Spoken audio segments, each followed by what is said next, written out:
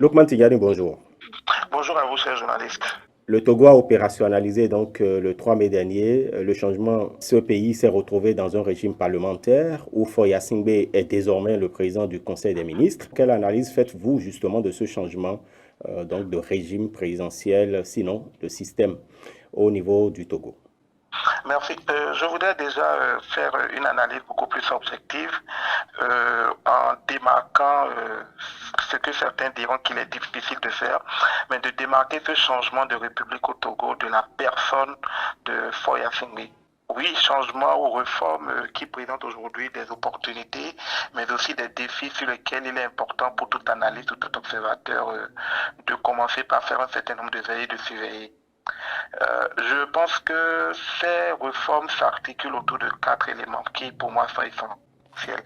Le premier, c'est la redistribution des pouvoirs.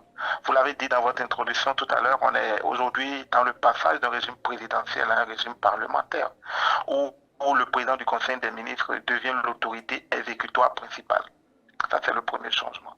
Le deuxième changement, c'est la création d'un Sénat qui est composé des membres élus et nommés qui vont jouer un rôle très clé dans la gouvernance actuelle. C'est très important. Ça veut dire que tout n'est pas centré dans la main d'un seul homme, mais qu'il y a d'autres institutions qui vont jouer des rôles clés dans la gouvernance. C'est vrai que le président de la République conserve un rôle essentiellement honorifique. Ça, c'est vrai. Mais que, en revanche, le Parlement acquiert aussi son pouvoir renforcé dans la désignation, comme on l'a dit tout à l'heure, du président du Conseil des ministres et dans l'exécution de dans l'exécution de la gouvernance. Le deuxième élément clé, c'est les conséquences institutionnelles que cela impose aujourd'hui. Ça veut dire qu'aujourd'hui, il faut aller à une réorganisation du gouvernement. Avant, on avait un président de la République et on avait un premier ministre. Aujourd'hui, on a un président de la République, on a un président du Conseil des ministres et il reste à savoir aujourd'hui comment est-ce qu'un premier ministre pourrait être nommé et comment est-ce que ses prérogatives pourraient être élargies. L'autre élément important sur lequel beaucoup de personnes s'attardent, c'est la modification du processus électoral. C'est vrai qu'aujourd'hui, le président de la République n'est plus élu par suffrage universel, mais il est élu par un parlement. Mais ce n'est pas nouveau. On le voit dans beaucoup de pays où vous avez des premiers ministres, chefs du gouvernement qui sont élus par le parlement et non par un suffrage universel. L'autre élément important, c'est que beaucoup d'observateurs et que moi je pense aujourd'hui comme un élément important pour ceux qui parlent de la démocratie et qui parlent des institutions de contre-pouvoir et de contrôle parlementaire, vous avez aujourd'hui un renforcement du contrôle parlementaire. Ce qui veut dire que il est possible, dans le regard de la loi aujourd'hui, que le gouvernement puisse être renversé par une motion de censure, ce qui garantit davantage une plus forte responsabilité politique. C'est très important. Très Il bien. y a beaucoup de pays où aujourd'hui le gouvernement n'a pas la possibilité d'être renversé, mais aujourd'hui cela renforce le contrôle parlementaire.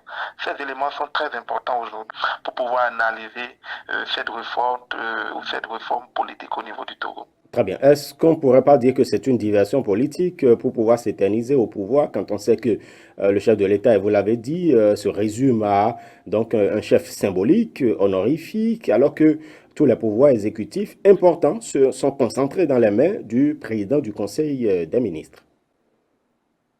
Il y a des pays où vous avez aujourd'hui un premier ministre qui est très puissant et le président est juste honorifique. Et ces pays-là aujourd'hui sont aujourd'hui pour nous des modèles de développement à des moments donnés. Quand vous prenez en Éthiopie aujourd'hui, vous avez un premier ministre éthiopien qui est très fort, mais vous avez un président qui est juste honorifique. Donc c'est pas une question de s'éterniser au pouvoir. Comme ça, je dis, c'est vrai que le Togo a un passé.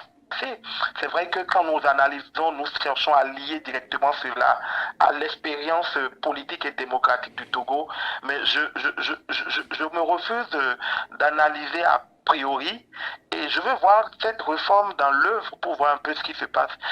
Est-ce que c'est peut-être pas aussi un canevas que le président Ford, l'ancien président du Togo, Ford trouve pour davantage élargir la participation d'autres acteurs aux partis prenants dans le pouvoir. On voit qu'aujourd'hui, je suis un premier ministre puissant. Il y a d'autres institutions qui viennent. Il y a un président de la République qui vient.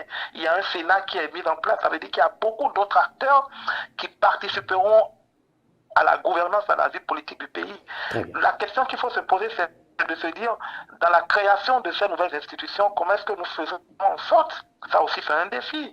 Que la transition générationnelle puisse se faire, que les caciques de pouvoir d'il y a 20 ans, qui y a 20, 30 ans, qui aujourd'hui, au poids de l'âge, avec le temps, ne seront pas forcément plus actifs dans 4 ans, dans 5 ans ou dans 10 ans, que ces caciques-là puissent préparer une nouvelle génération qui va faire une expérience nouvelle, qui Oui. va partir d'un nouveau socle pour impulser notre gouvernance et nos développements au Togo.